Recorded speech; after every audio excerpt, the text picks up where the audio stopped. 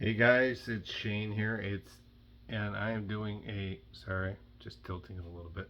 I am doing a music update video. That's right. Done one of these in a while. I have been mass collecting off and on, and it looks like I've bought a lot of music, but I probably haven't shown a new music video in close to 6 weeks. So this is music I amass. So when I buy this stuff, I buy it in chunks. $60 here, $70 there. It's not like I'm spending like hundreds and hundreds of dollars on this, but I probably amassed this in the last, God, yeah, month and a half maybe. I don't know. Let's get into it. No 45s, no cassettes this time around. CDs, I'm going to show some and some albums and we'll be done. Should be pretty short this time around. This is Jason Isbell in the 400 unit with Here We Rest. And I don't know anything about this. Turn it back a little bit. I don't know anything about this guy.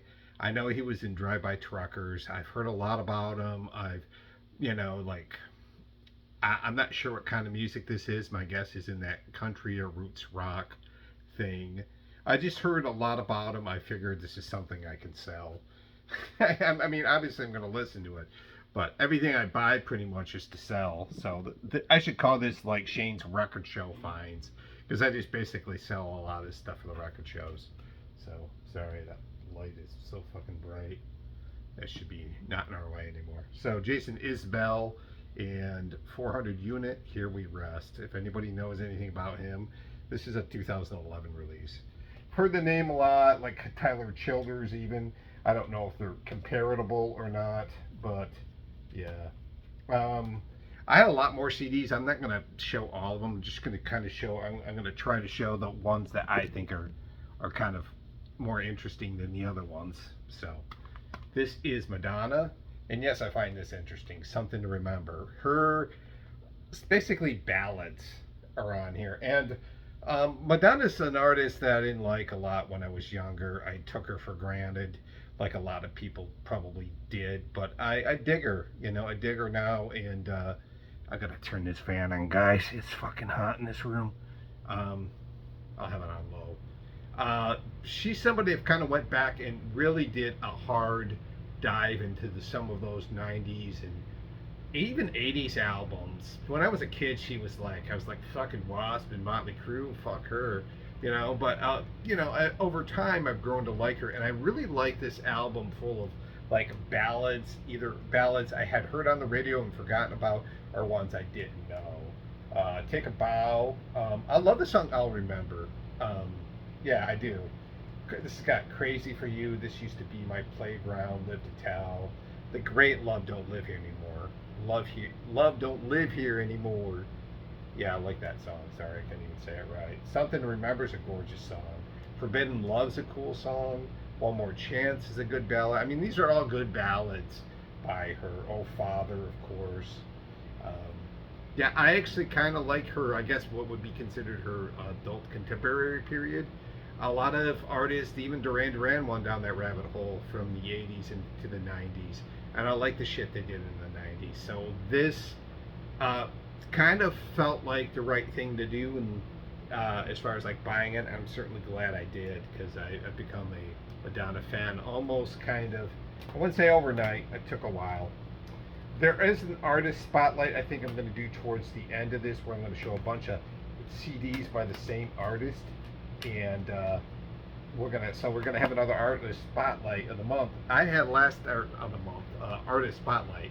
I last did one on Neil Diamond, and I not sure if that went well or not. This is Ramblin' Jack Elliott. I Stand Alone. This is on the Anti label. I think that was owned by one of the guys from Bad Religion. I was gonna say Gurwitz, Brandon Gurwitz, but don't quote me on it. This is a 2006 release, and he's an old folky country singer songwriter kind of thing, and I like it when old bastards do like music, you know, like these old wrinkly fucking worn out bastards do music. Even like the later John Prine, I actually quite like that later era of his stuff. You know, his voice is all shit. And I'm hoping it's kind of like this. I'm not really familiar all that much with Ramblin' Jack Elliott. Of course, I know the name, and I think he's in that folky country, uh, rootsy kind of country folk vein. I'm guessing. So somebody could tell me. This looks pretty interesting. Yeah. So yeah, on the anti-label, which is a great label. That label has like Tom Waits and Mavis Staples and God, Dr. Dog, great band there. So that's a good label. I bought an anti-sampler for like $5 on vinyl a long time ago. I sold it, and it had like the artists on there were incredible. No, I'm not gonna do that one yet. Thurston Moore, Trees Outside the Academy. I've been picking up his solo albums when I see them. I think they're kind of interesting. I think this is him trying to be really reflective singer-songwriter-ish for him. Saying that it's probably some indie noise, but yeah, for him, I think that's kind of what he's trying to do. This is a 2007 release. I thought this was like a live album. This is a studio album of his, of Thurston Moore's. Yeah, I like Sonic Youth. I like Thurston Moore. This was a no-brainer. So, Trees Outside the Academy. I haven't listened to it yet, so I don't know what it sounds like. There's a lot of alternative. If you like alternative from the 80s and 90s, you're going to love this one, because there's a lot of alternative in this one, including alternative legends, Red Hot Chili Peppers. This is Stadium Arcadium, and another Rick Rubin production. This one came out in 2006. I remember when this came out, I kind of was laughing about it because I go, this band sucks. Because I'm a Chili Pepper, like, uplift moto party plan, freaky styley up to Mother's Milk, and then I just kind of gave up on this band.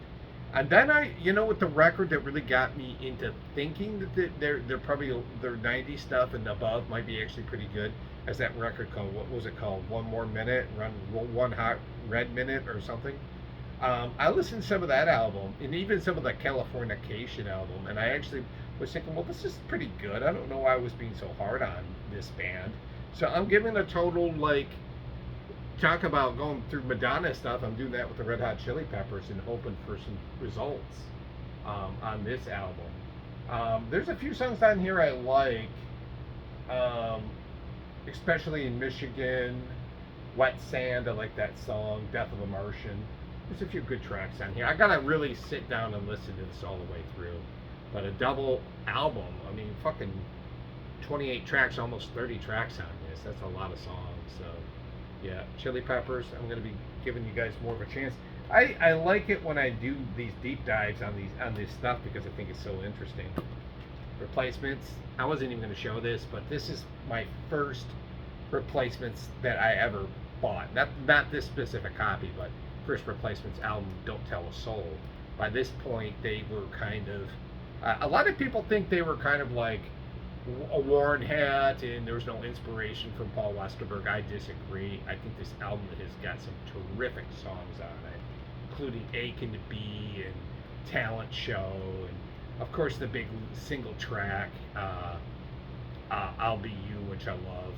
I love this album. This was my first like sort of introduction to the Replacements. I need to go back and get all their other older albums too, like Pleased to Meet Me and Tim and Let It Be, and those albums, which I don't have any of those on vinyl. I do got a really, really nice compilation of like Sorry Ma, Forgot to Take Out the Trash, which is this album of outtakes in like 4 CDs. It's a real cool compilation I picked up for like $25. I probably would just get the studio album Sorry Ma too, which is a great like punk classic by them. But yeah, I like this album. I mean, I'll be damned what critics say. I'm getting sick of critics anyways. They think they're so fucking right about everything. This one might surprise, but it doesn't really surprise me because this is an artist too. So I should have called this show Back to the 90s, Focus on the 90s or something like that, doing a big dig of old artists from the 90s. And this is Fumbling Towards Ecstasy, Sarah McLachlan. So when she came out, to me, she was like she was like a complete fucking afterthought to me. Like, I didn't think anything of her. And this is on the was it Legacy label? But this is a 3 disc edition of this, and then I'll talk a little bit more about this about her. But let's go through this. So it's 2 CDs. One is the Freedom Sessions, which looks like a bunch of songs that were on Fumbling Towards Ecstasy or on the Freedom Sessions. And then this is also her performing Fumbling Fumbling Towards Ecstasy on DVD. So this is a nice set. There she is right there.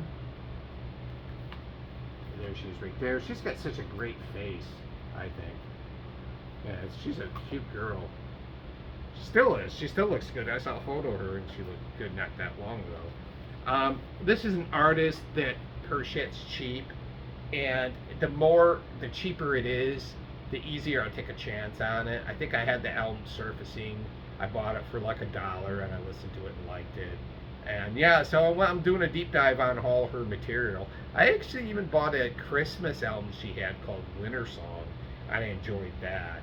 I haven't listened to this whole album, but some of the songs that are pretty good on here include Hold On, Wait is a terrific track on here, Possession is a good song in here. Even the title track, Fumbling Towards Ecstasy, is terrific. So yeah, this is a good gem. So grab this if you don't have it. So yeah. 2 $5 CDs. Then we're going to get on our artist spotlight and we're going to get into the albums. This is Captain Beefheart's Safe as Milk. I just picked this up this weekend on the Buddha label, and this was $5, a little bit more than I like to spend on a UCD, but I'm going to start doing a deep dive. That's going to be the key word for tonight on old fucking on Captain Beefheart, not on old bands, just on Captain Beefheart. I've never really listened to his stuff except for Trout Mask Replica. And my friend Ken loved this album. And this has more like fuzz tone, fuzz guitar, and garage rock into like some of the weird stuff. Like, what's that garage song on here?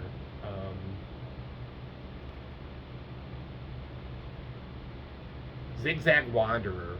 But it's also got the weirdness that you would get more accustomed to with songs like Abba Zaba, which is such a strange track. But I love like this sort of like beat down guitar version on this.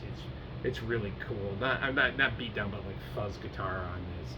It's really cool. So yeah, I'm gonna start my Beefheart deep dive now rather than later. And I think Safe as Milk just got a record store day release in the last year or two, from what I can remember. So pretty happy to have this.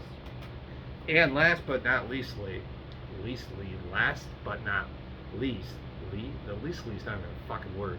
This is a 4 CD set that came out in 1996, I believe, and this is Vince Gill These Days. Now I thought for sure that this was a box set, a retrospective. It wasn't. But what Vince Gill did was release 3 albums, and he wanted them to be released within 3 months or 4 months within the calendar year. And the record executives said, no, why don't you just make another record, we'll call it a box set. Hence, this is a box set. So some of this is really interesting. Some of it's very progressive. Some of it's got a classic country sound to it. Some of it's pretty bluegrass. And some of it's got a little bit of a rock feel to it, because I mean, he was in that band, Pure Prairie League, and so here's the booklet, which I'm not going to really get into very much. Yeah, So there's the booklet, and here are the DVD CDs. The acoustic record. Working on a Big Chill, the Rockin' record. The Groovy record, and a country and western record called Some Things Never Get Old. So yeah, working on a Big Chill is the Rockin' record. The Reason Why is the Groovy record, and Little Brother is the acoustic record. So 4 CD set. I'm not a huge like Vince Gill like nut, but I can see his value, and I like it when he does like this. To me, is like him doing something off the beaten path of pop country. and so I'm a little bit more intrigued by that. Not that pop country sucks, because it does not. It's just not my fucking taste for me. But yeah, that's pretty much it for that. But unfortunately, I gotta stop this fucking video because I have to go make sure the door's unlocked because my brother's coming home from work and he'll throw a fit and interrupt our session. So I'm gonna hold this for just a second.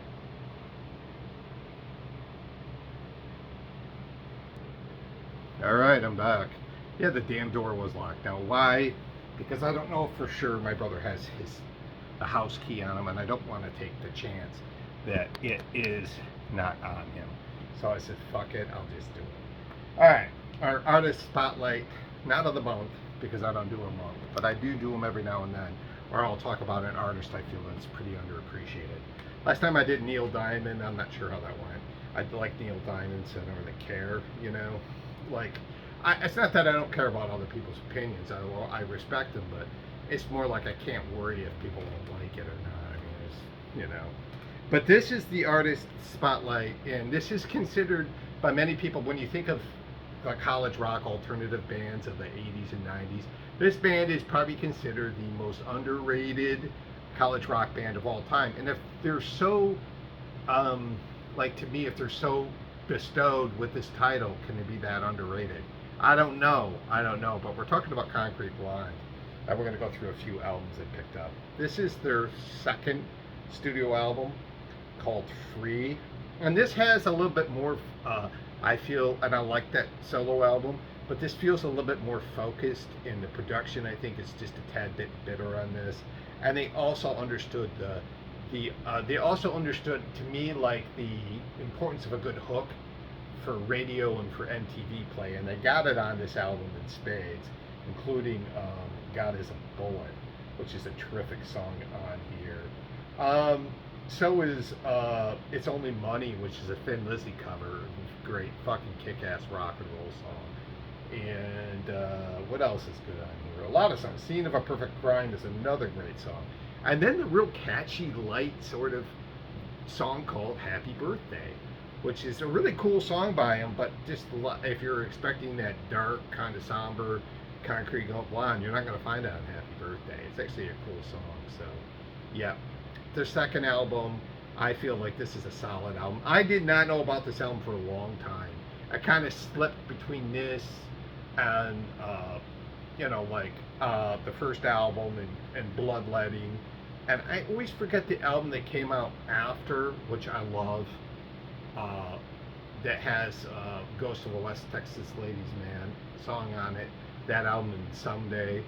I forget the name of that album, but that's the one I like. That's how I first heard of Concrete Blonde. And that's the album that sort of like introduced them to me. But it's going to come back to me. But yeah, they're a great band. And Bloodletting is the classic, probably the classic Concrete Blonde album if you want to talk about classic ones. This one has got, Joey, which was their really only radio single, like big radio single, on I think Top 40 hit from 1990. And that's a great song, gorgeous song by him about this lady sticking by this alcoholic. It's pretty heartbreaking in a way. But this has got Bloodletting, the vampire song, which is a classic gothic rock song in a way. The Sky's a Poisonous Garden. The beautiful, sumptuous Caroline is a great song on here. The rockin' song, The Beast, is fucking gnarly. The ending song is kind of cool too, a little progressive maybe. A song called Tomorrow Wendy. But this album is really known for being like Concrete Blonde's gothic rock album, you know. And if you go, I've been to a lot of like, well, not a lot, but I've been to a few like dark wave, gothic rock parties, and they always play like Bloodletting, that song. They always play it at these things. And when I listen to dark wave on Sirius Satellite, they play Concrete Blonde off this album specifically a lot on there. So great album by Concrete Blonde, Bloodletting. A lot of people think it's their most consistent effort. I'm not sure. Still in Hollywood. This is a 2000. Oh no, it's not. It's 1994 release. A bunch of greatest hits compilations. I've had this multiple times. It's got some live versions. It's got Everybody Knows, which is on the Pump Up the Volume soundtrack, one of my favorite movies from the 90s. It's so ridiculous. It's got live versions of God is a Bullet, acoustic version of Joey, cover of Jimi Hendrix Little Wing. They like to do covers too. They weren't afraid to do covers. The extended version of Bloodletting, which is cool, really cool on here. Simple Twist of Fate, a Bob Dylan cover, and another live version of Tomorrow Wendy, which is a great song. So, yeah, Still in Hollywood. And we're going to be done with CDs right now. Group Therapy, their last, I don't know if it was the last recorded album, I don't think it was, but their return to form with the great James Mankey on guitar, and she brings the band back together, Jeanette Napolitano, and they sound like they just never they never stopped. This is a great return to form for this band. I think this album rocks out a little bit. It has some of those classic, like, somber kind of melodies, like kind of almost depressing melodies. Like, they can get really dark, not depressing, but kind of dark and melancholic, I think, is more so than depressing. But yeah, this is a really good album too by them. Off the Manifesto label. This came out in 2002. I've always been curious about this album. I've seen it around and I never took a chance on it until recently. So, underrated? I don't think so. But I can see why people think that. But that's what they're known for. They're not even known for being a really good band. They're almost known for being that great underrated band. And here are the 4 CDs. Group Therapy, Still in Hollywood, Bloodletting, and Free.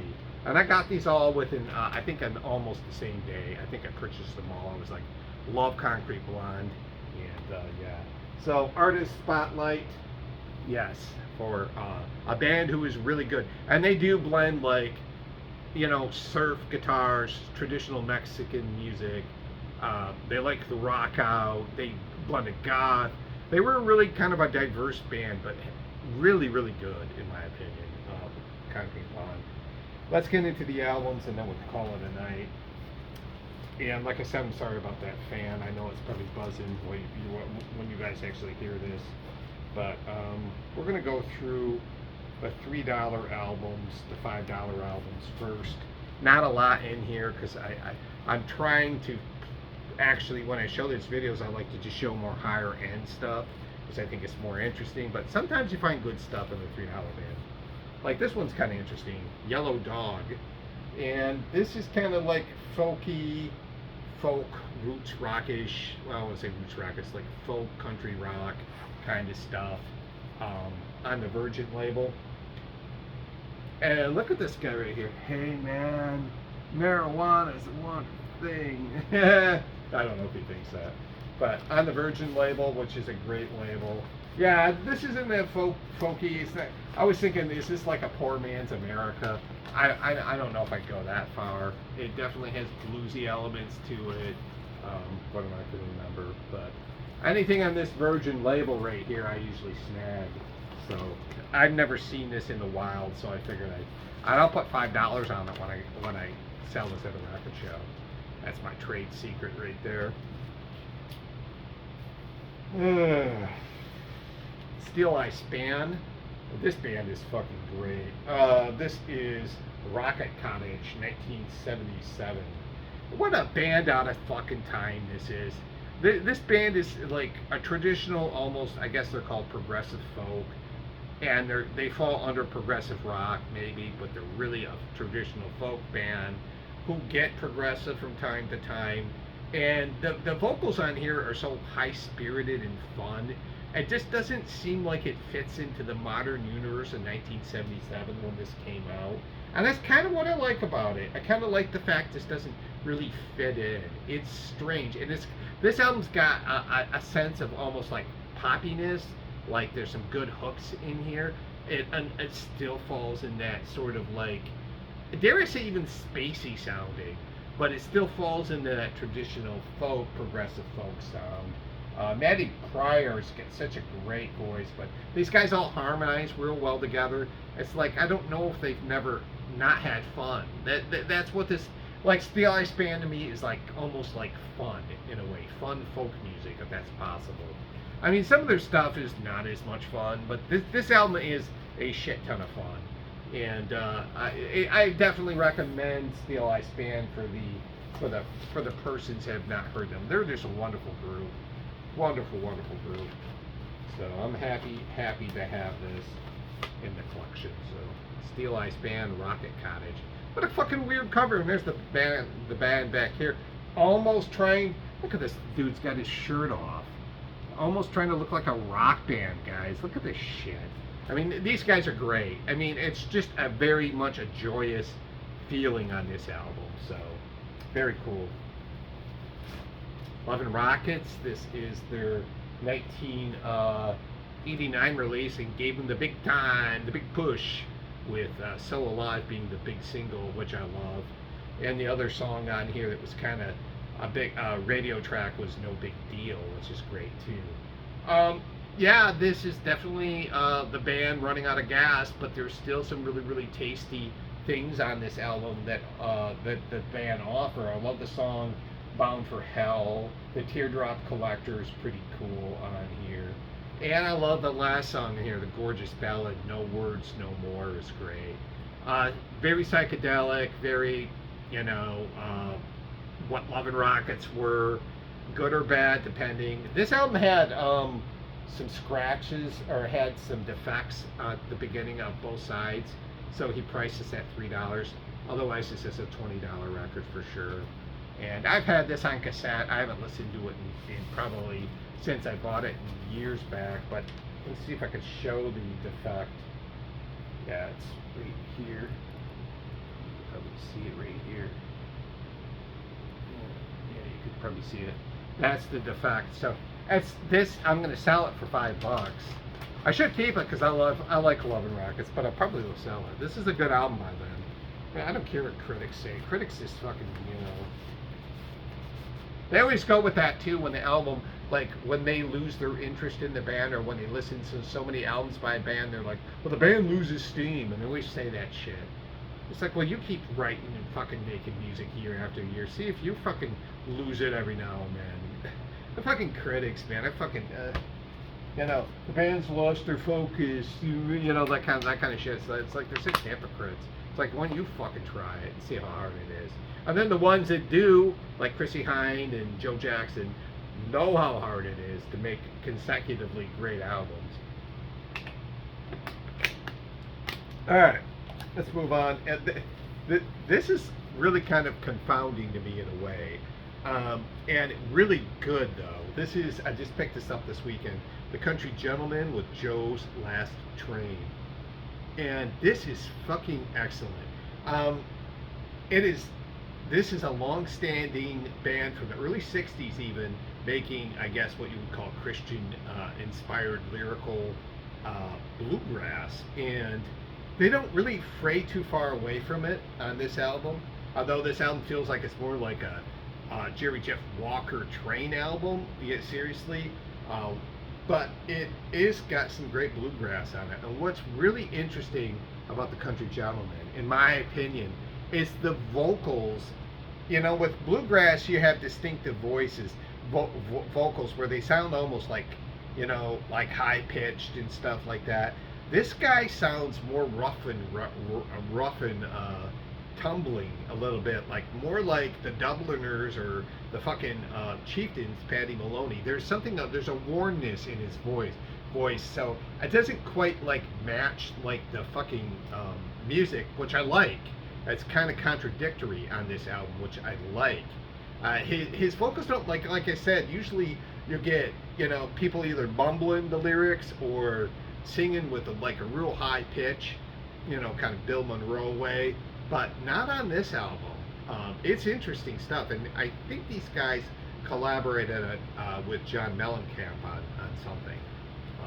But yeah, I just took a chance on this The Country Gentleman. This is intriguing to me in a way, and this is always intriguing. His solo stuff is very good, And I keep buying albums by this artist who is absolutely terrific. I'm talking about Jack Bruce, and this is Harmony Row. And so this to me is what makes him so great, is that you think, you know, he had that great kind of rough and fiery a little bit and snarky maybe vocals in Cream, one of the greatest rock bands of all time in my opinion. And he does these albums like Songs of a Tailor that have almost a folky thing.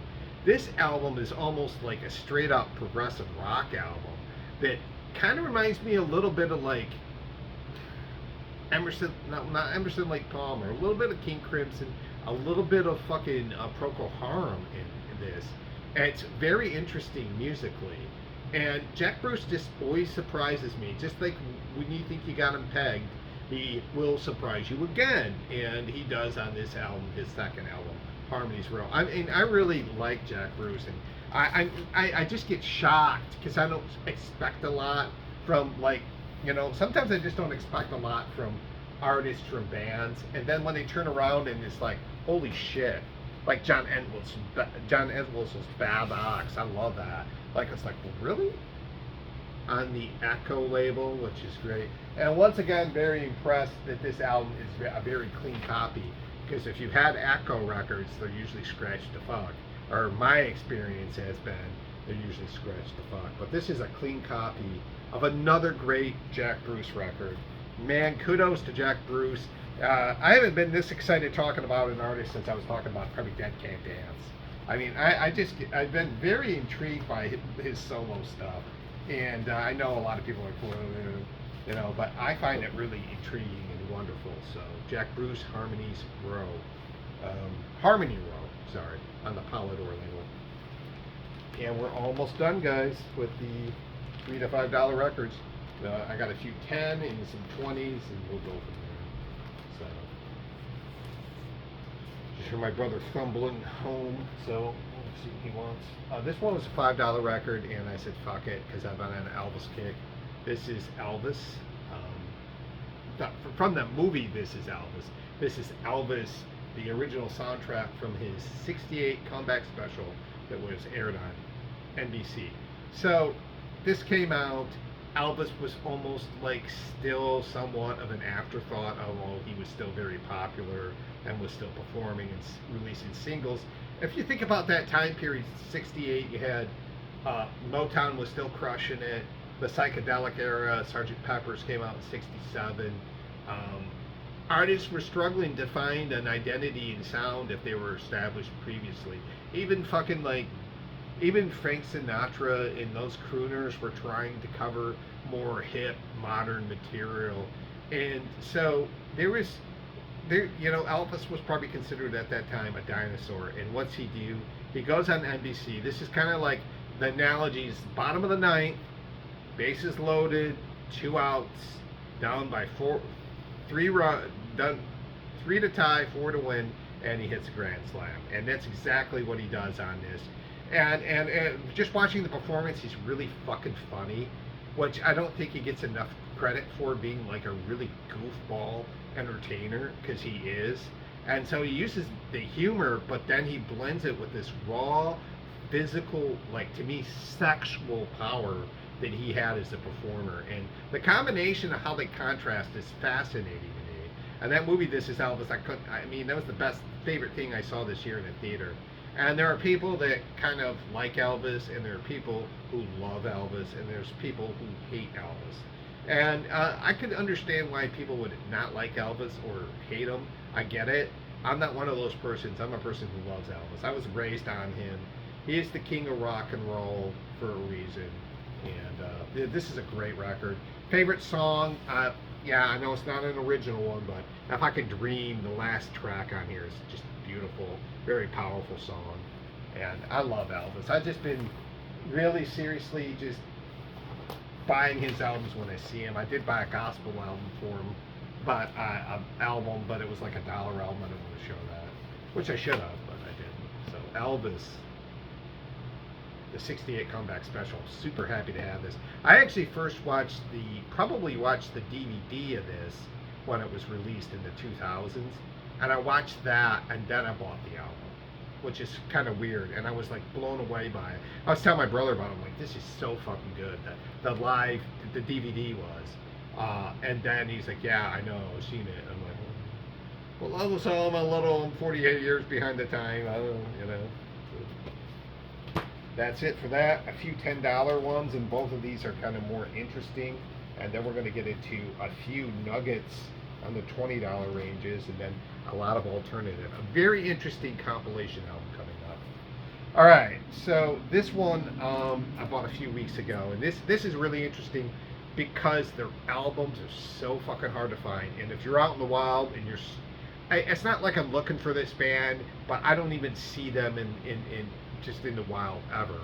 And wild meaning record stores or thrift stores.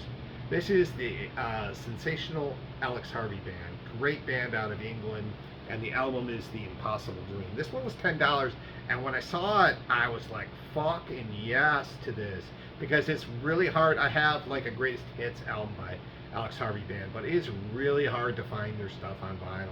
And it was such an interesting band, a glam band who had in my opinion, proto-metal roots in their music, and could get very progressive and be almost like a progressive rock band in the vein of like a Genesis or a King Crimson. They just had a lot going for them, and they could be bluesy and put out the boogie. And this album is an incredibly like experimental album, where they do like these parts, you know, like there's a song called what is it called? The Hot City Symphony, and it's got two different parts to it.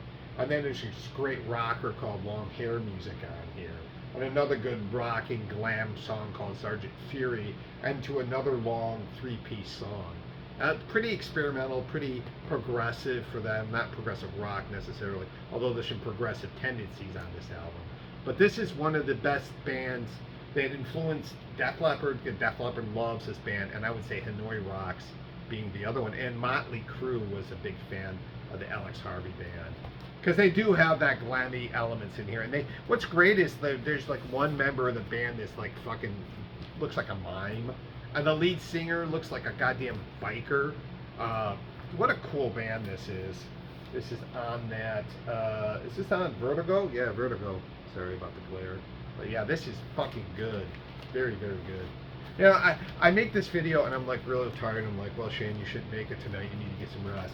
But when I talk about music, it just fucking pumps me up, and I can roll for another hour, but I'm not going to do that. I hope I don't do that. But yeah, this is The Impossible Dream, 1974, Vertigo release by the Sensational Alex Harvey Band, and they are sensational. Great stuff. This was a good pickup for $10. And I just bought this Saturday and love this album, McCoy Tyner's Trident. So this was probably one of the first jazz albums that I really got into. I mean, yeah, I heard Kinda Blue, and I listened to like Ella Fitzgerald's, like Clap Here Comes Charlie, and Billie Holiday, and some of that jazz. But when it comes to instrumental jazz, this and Billy Evans' Live at the Village Vanguard are probably the first two albums I listened to like instinctively and intuitively on my own without references, just picked them up. And man, this is such a great jazz record. McCoy Tyner is a great, I want to say he played with a lot of different cats. I keep thinking he played with Charlie Parker, but I don't think that's right. Maybe John Coltrane. But man, okay, I'm going to just tell you, if you're a jazz fan, you know these two names. On this album, accompanying him, the great bassist Ron Carter and the great drummer fucking Elvin Jones. Like, that's his accompaniment on this album. So right away, you're like, oh, ooh, you know. And this album's got like a beautiful sort of like tapestry of like emotion. And there's a depth to this album, like a philosophical depth to this album, that just really intrigued me from back in the day. The song Once I Loved, just, man, it just fucking makes my heart melt. And Land of the Lonely is such a gorgeous melancholic tune on here. This is such a good jazz record. And I saw this and I was like, I really shouldn't spend the $10. I need to, but I'm getting this fucking thing because I love this album. Like I said, this is one of the first, like, I was like enthralled by jazz records on the Milestone label, which is a really cool label. So, somebody out there tell me who McCoy Tyner played with when I'm done with this, please, so I don't feel like such a doofus. Because I forget who he played with. I always forget who they played with and all that shit. Okay, the next two are $20 records. I bought these just a few weeks ago, and they were like, and I never really do this. I usually buy when I go. These were all at Jerk Dog Records, by the way, in Bradenton, Florida. Usually when I go there, I buy one or two sealed records. This time around, when I went there, because I only had like $60 to spend, I bought used albums, just used albums. And this one I got. This is a great find. It could have been $20 more and been $40. I got it for $20. Great find. The Moves' third album, Message from the Country. Oh wow, what a great record this is. As much as I love like those first few Move records, this one really expounds their sound to me. Expands their sound to me, and it still has some great rockers on this, like Until Your Mama's Gone, which is so great.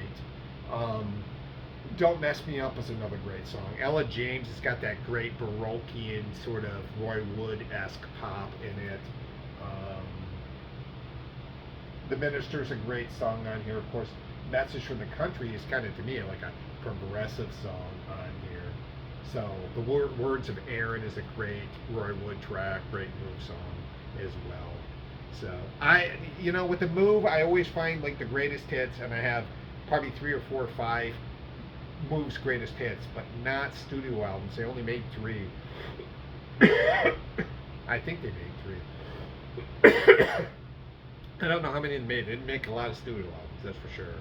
And to find this in the wild, an old pressing too on the Capitol label, I should say, is an absolute steal. This is a great find for me. One of those once in a lifetime finds, because you cannot find their shit out in the wild for this cheap. $20 is cheap for an old, I don't know what pressing this is. It's not newer pressing. It's not 180 gram vinyl, but somebody was selling at the store once for $5.99, and I had to pay $20 for it. But I'm not even complaining because $20 is great. This next album, it doesn't really need. I don't really need to get into detail about it, but I'm gonna a little bit anyways. And this is the last used album. Everything else after this is fucking in the shrink. So, but this is an absolute landmark album by one of the greatest, if not greatest, rock and roll bands. Rolling Stones, Exile on Main Street. I'm not really going to get into this very much. I don't need to. You guys know this album. I mean, I almost don't want to show it, but I'm going to show it just because I fucking love this record. One of my all-time favorite records. And like a lot of people, I would argue maybe their best record, a lot of people really love this record. I love the lo-fi raw sound on this. I love the diverse songs on this. I love everything. I love the Rip This Joint. That song just rocks right off the bat. It's got Happy on it, Tumbling Dice, such great pop hooks. And probably the song to me, my favorite Rolling Stones song. It's a tough one because they have so many great songs. I always think of like Paint It Black being one of my favorites too, and Playing with Fire. But probably Let It Loose, the ballad on here, is so great. And those horns when they come in at the end, just, man, fucking perfect and sort of emphatic emotional release for a great album, and it's a great song. Let It Loose is probably my favorite Stones song ever. Yeah, this is a reissue, a repressing, specialty pressing reissue. I bought this one time at a record show in Lansing for $1, Lansing, Michigan. Gone are the days where you can get classic rock albums for $1. Can't get them for $1 anymore. Even Boston's debut album, it's like usually $8 to $10 at a record show. And a very clean copy of this. I'm not sure when they reissued this. Probably my guess would be in the 2000s they reissued this. But this is not a 180 gram vinyl either. I think I showed the inside of this, the back of the album too. That's just like a classic. You know, I might as well bring the other one out so you can see it. Yeah, Rocks Off is great. Rip This Joint. Hip Shake. Casino Book. And then, oh god, this album's so good. The Stones are and I would argue probably, you know, I can't really, well, I guess I will argue the greatest rock and roll band of all time, in my opinion. There are some bands that are like right there with them. Of course, the Beatles would be one, and the Beatles just didn't rock out enough. And to me, like the Kinks are right there, and really seriously, in the Doors, and the Who, and all those great bands. And to me, even though they're not really they're more of an art rock band, fucking Velvet Underground, when they are rocking, they fucking rock the fuck out. New York Dolls and MC5 Stooges, all that proto-punk stuff I consider rock and roll too. So, you know, some of the greatest. I'm missing a bunch. So don't. Yeah, I know I'm gonna get it later. Where's AC/DC? Where's it? So I'm gonna stop myself right now. But yeah, definitely in the conversation of the greatest rock and roll band of all time, and I would argue they are to me. But every time I've had this argument with somebody, most people say yes, they are. But I would love to hear your guys' favorite rock and roll band of all time. And if it's not the Stones, I don't really care all that much. I'd just like to hear your opinion on who the greatest rock and roll band of all time is. I don't consider like the New York Dolls a rock and roll band more so than proto-punk, but whatever you want to call it, glam, whatever. All right, these two I picked up too. These I got like dirt cheap, but I didn't have. This was one of those times I went to the record store and I had like 45, 50 bucks to spend. So I maybe 60. I didn't have a ton of money. I had to use some money off my credit card to pay one of the albums off. But you know, I don't even remember what I got in that haul. But this was $22. I decided to get it. The first Dinosaur Jr. album, and released off of the Jaguar label, which released all of the classic Dinosaur Jr. albums. I'm looking for a copy of You're Living All Over Me, which I don't have, and I'm also looking for a copy of Green Mind. And I'd love to get those on vinyl, but we'll see. This is a great release by this band. I know a lot of people don't like this album. I love this album. I love how raw it is. It blends almost like post-punk with like that sort of somber fucking indie rock sound that Dinosaur Jr. had. I think this is a great album. I know a lot of people hate this album, but I love how raw it sounds. It sounds, you know what it sounds like to me? It sounds like a it sounds like something.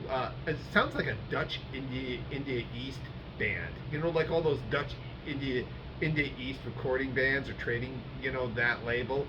This is what that sounds like. There's such a raw, noisy part of it on here too. Like the first song, "Forget the Swan," is terrific. I love that little bass riff in that. God Bless You, Lou Barlow. And "Cats in a Bowl." Repulsion is great. Love Severed Lips. There's some great songs on here. It's noisy, it's kind of chaotic, uneven, but I'm a big fan of this first Dinosaur Jr. album. And I'm a big fan of the third album by Butthole Surfers that I needed. Now I have pretty much, with the exception of getting Independent Worm Saloon, I pretty much have the buttholes I want to have. I don't even really want to get PO'd, but if I find it cheap enough, I'll get it. This is the third album, and I will admit I'm not familiar with this album. It makes me feel like a fraud when I'm talking about this band because I don't know because I don't really know like the songs on this album. I've listened to this album, but I haven't like listened to it in depth enough to tell you what tracks are on here, so don't hate me. But it's still in the vein of the great like Touch and Go, or Matador, sorry. I thought these guys were in Touch and Go, but that great vein of 80s fucking weird Butthole Surfers. I think I remembered liking this one quite a bit, but I have the first one, Psychic Powerless. I have Rembrandt Pussy Horse, this, and Locust Abortion Technician. So I'm happy to have this. I think this came out after Locust. It did. I think it's the fourth album, not third album. So Yeah, good stuff. Butthole Surfers. All right, so I picked up two by the same band. Yeah, we're getting kind of into the nitty and gritty. I got some interesting ones coming up, y'all. I have some really interesting albums coming up for y'all. But this is by a band I loved, and I remember when I first got into them, it was totally by incident. I heard a song by them on the radio and stuff like this. This is their first album, Slanted and Enchanted by Pavement. I was never like really on board with this album. I remember buying the CD, and it was way after I got their second album, Crooked Parade, Crooked Rain. But this album is really good. It's raw. It's very distorted. It's very noisy. It's got some of that great indie, just a little bit of pop. But this is a very noisy album. The songs "In the Mouth of Desert," uh, Chelsea's Little Wrist. There's like some good indie noise on this, along with I think sort of idiosyncratic lyrics and sort of burned out, this like burned out indie rock fucking thing that Steve Malkmus does so well. He acts like he's burned out and he was just starting to write and shit. Like I think he's kind of ridiculous in a great way. And this was $23. Another Matador release. We're going Matador today, guys, big time. What a great label this was. So I'm going to listen to this again all the way through. I was listening to another night ago on YouTube, and I was like, man, this is so fucking good. And this might be better than Crooked Rain, Crooked Rain. It might be. But for pound, I love me some Crooked Rain, Crooked Rain. The follow-up album, 1994 release off of Matador. Now, when this album came out, the strength of the single "Cut Your Hair" was played on the radio, like it wasn't played on the radio. It was played in like clubs that I'd go to, and I heard it like on MTV. Yeah, there was actually a video for this, I believe. I believe there was. So I knew who they were. I went to my local Walmart and bought this on cassette for like $8, and I listened the hell out of this. I wasn't really into Pavement. Like, I don't think if somebody would have like described to me, "Oh, you should get this Pavement. Pavement's such a great band. Pavement this and Pavement that," and I was just sort of like, "Oh, I'll give it a shot," like that kind of thing. Not like totally enthralled. And then I listened to this album, and I kept telling people how great the ones that hadn't known how great Pavement was. I kept telling them, I'm like, Pavement is so great. And my friend Michelle, after like years later, she goes, Pavement's really good. I go, fuck yeah, they are. Fuck yeah, they are. I like Steve Malkmus. I like he's a smart ass. But there's some depth to what he's saying too. But I think he's kind of funny in a way. This has got probably some of my, like those first 2-3 songs on here are like some of my absolute favorite Pavement songs. Silence Kit. Love that song. It's so powerful to me. It's very emotional when I hear that. Elevate Me Later's got that great guitar, like that great guitar or chord progression, I should say. It's so good. Stop Breathing. Of course, the catchy Poppy Cut Your Hair, which was the big single on here. Still played on ESPN, I believe. New Work Wilder's cool, Unfair. Gold Sounds is another kind of almost like catchy pop song. 5 minus 4 equals Unity. That's an interesting like jazz instrumental track on here. Heaven is a Truck as a jammer, and so is Hit the Plane Down. That song fucking rocks. Very noisy, very slanted and enchanted sounding Pavement. And Fillmore Drive is a cool track on here as well. This is a fucking great record, but very diverse in really changing up their sound a little bit, not completely, but a little bit, and become a little bit more accessible, but still sarcastic and sardonic and fucking goofy in a way. This is a landmark album for me when it came out, so I finally got it for $23. Crooked Rain, Crooked Rain. And these albums are getting cheaper. I remember just a few years ago, I saw the Pavement albums, and they were pushing to fucking $30, 26, and then they go down to 26. I'm like, if they come back around under about 22, 23 bucks, I'm gonna pick them up. And I saw them sitting there, and I said, yeah. The third album, Wowie Zowie, was at the record store. I might have to pick that up just to have the collection of Pavement, because I love this band. I mean, it doesn't really fit into what I was listening to at the time, but I love Pavement. I mean, I fucking love them. Now this one is really interesting too, guys. This is Deep Entries, Gay Excursions, Gay Electronic Excursions 80 to 85. That's right, Gay Electronic Excursions. So this is music played at gay clubs in the early 80s, and this is a fantastic find. This was just released in 2024 off the Dark Entries label. And I forget who the guy is who found these, but he's basically a crate digger, and he found these tracks and compiled them. And some of it is like ambient, some of it is like pop dance-ish, including songs like Love Me Hot by Patrick Cowley has kind of more of a dance pop vibe to it.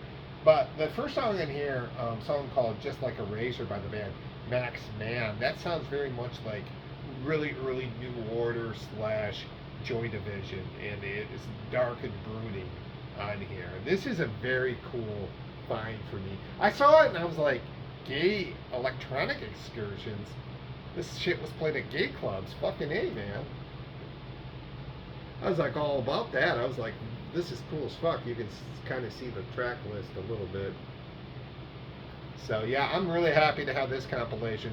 It's this one of those things that you never know what's going to get released in your local record store. And as soon as I saw it, I was like, what the fuck is this? And I was like, yeah, I'm going to buy it. And I'm going to buy it. So this is a strange one I actually had ordered by my local record store. I love those 70s compilations off Elektra and Warner Brothers. They released a bunch of compilations. I think more like Warner Brothers than anybody. And this artist was on on one of those Warner Brother compilations that had a bunch of different Warner Brother artists on it. You know what I'm talking about. You'd see them. And so I said, will you order this for me? And Doug did. And this is, I think, the second or third studio album from the band Pearls Before Swine. And this album is called The Use of Ashes. They had an album called Baklava, or something like that, Baklava, or something like that. I've been looking for that one. Very impressive. This is really hard to describe, but I would say sort of got elements of psychedelic music, but very almost primitive, sort of almost like, to me, like, if Prefab Sprout and Daniel Johnston had a baby, you would have Pearls Before Swine. There's something very lo-fi and innocent about it, but there is also something very musical and edgy too about this. Wonderful. I guess they're a folk group. I don't know how you describe them, but the leader of this group was a guy named Tom Rapp, and he's from Florida. And there was something about this group that just, they were very interesting. I mean, if you've not heard Pearls Before Swine, this does not sound like something that came out in the 70s. This sounds like something that came out in the 90s or 2000s. It does, but it does have a timeless feel to it too. And songs like The Jeweler is terrific, and Rocket Man, and no, it's not that fucking Elton John song, or it's nothing like that. But I think Tom Rapp said that he lived by a place where the rockets descended, so he saw it when he was a kid or something like that. Tom Rapp actually, I think, got out of the field of music altogether. So they only made like 3 or 4 albums, I want to say, and they're all distinctly kind of interesting on their own merits, and I'm looking to get more by them. And this is off of that cool Four Men with the Beards label, which is a label out of California.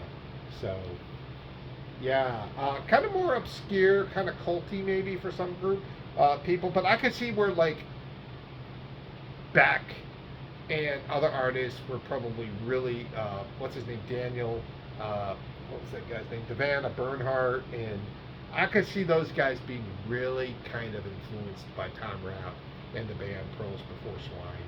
So yeah, this is really good. Very bizarre in a way. Yeah. This is not bizarre. This is just fucking gnarly. and they just reissued this because when I was up in Tampa last time, they had this there, and I was really happy to have it. This is the Ghetto Boys with um, "Can't Be Stopped." We can't be stopped. Yes, and yes, Bill and the boys on here, and look how fucked up he is. And he was actually fucked up. That really was a fucked up fucking photo of him. And I love the fact that one of them is got a fucking. I think one of them's got a cane. Yeah, this motherfucker right here's got a cane. It's like these beat up guys going to fucking ER or the hospital that looks bad as fuck, badass as fuck. And man, probably this group out of Houston, one of my favorite rap groups ever, with Gravediggers. I'm a big fan of what they called horrorcore rap, and these guys were definitely in that sort of conversation with it, with songs like Another. If I say it, I'm going to get banned. Another N in the morgue, so I'm not going to say it. We Can't Be Stopped. Chucky is hilarious. I'm Not a Gentleman is that's a fucking funny song. And maybe to me, my favorite rap song of all time is on here. A song about mental illness called Mind Plays Tricks on Me. Mind Playing Tricks on Me. One of the most, like, to me, touching and beautiful rap songs I've ever heard in a way. Just because it's so, like, something I can understand, like people that have struggled with mental illness that understand, or people who watch people struggle with mental illness will understand. It's absolutely wonderful. And the Ghetto Boys are fucking awesome. So, and you're going to start seeing in videos coming up, I'm going to have a lot more rap. I'm going to start buying some rap albums. That's right, yo. I'm just, I get bored with some stuff and I want to go into other areas. Like I was in the shoegaze for a little while. I'll still buy that. You get back in the hardcore and the metal and stuff like that. But sometimes it's just like, okay, what do I want to buy next? And, industrial, been buying that. So I think rap is where I'm going next. So I decided to get this classic Ghetto Boys album. Which, like I said, when I was in Tampa, they had it there, but I did not buy it on here. This was only $28, and it was a metallic blue vinyl 2 LP set, so a really good price on this. And I've seen this in Tampa was a little bit more than this, so it's like $32 or something. So yeah, Ghetto Boys, wonderful stuff. All right, 2 albums left, and they're both alternative albums from the '90s. Couldn't get away from it, and this one I've been wanting to get on vinyl for a long time. I want to get their second album. And what records pickup show can go without having Radiohead? And this is Pablo Honey. Yes, I bought Radiohead album. Yes, you could flag me and beat me with a stick. I don't really care. I love this record. Been wanting to get this on vinyl forever, and guess what? It's not going down in price. This is about where it's been. I don't see this going down anytime soon because the records are so fucking wanted and needed. There's this old thing about Radiohead that is like, it's like, would you like them? Like that kind of thing. And I'm like, yeah, I fucking like Radiohead. But you can't like Radiohead because they're hipsters and critics' darlings, so you can't really like them. And then there's the people that say, I do like Radiohead. And they probably do. And I'm like one of those people that actually likes the band, but I'm not buying all their stuff. I just really like this album, probably my favorite album next to Kid A, which I listen to a ton. I just really, I like how raw it sounds. I like the guitar on it. Love the song Blowout. Love the song Anyone Can Play Guitar. Ripcord is a great song on here. And of course the classic song Creep. This album rocks harder than their other albums. It's more noisy than their other albums. That's kind of what I like. And when this came out, this band was like not big. I mean, the song Creep was a big song, but they weren't like a Nirvana-sized band or anything like that, in my opinion. I mean, they were real popular, especially when the Bends came out, which is a great record. But this and the Bends are kind of, and I said Kid A, which I love, are like my favorite Radiohead albums.